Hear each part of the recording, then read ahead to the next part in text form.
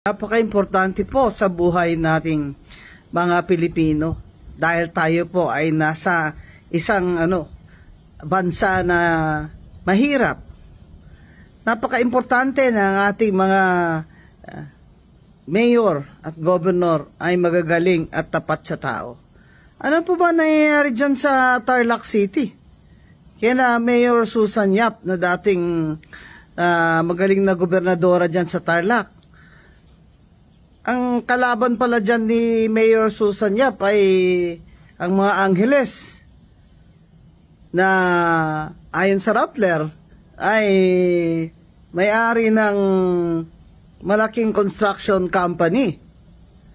Ang congresswoman dyan na si Maria Cristina Angeles, ang husband niya, ang may-ari ng construction company na nakakuha ng 8 bilyon piso na project sa DPWH itong mga nakaraang taon. Mahirap po talaga sinasabi natin na itong issue ng korupsyon ay hindi po talaga masusolve ito kung ating mismong mga opisyalis, lalo na mga congressman natin at congresswomen, ay may mga pamilya na pag-aari ay mga construction companies na nakikibiding nakakakuha ng pondo sa gobyerno.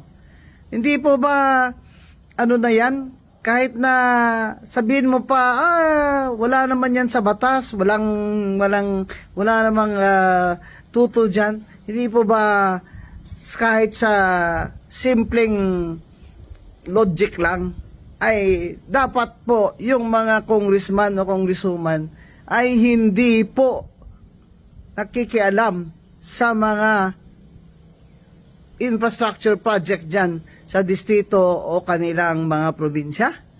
Paano po naman ang mangyayari kung sila mismo o kapamilya nila ay may-ari ng mga construction company na nakakakuha ng pondo sa infrastructure project sa DPWH?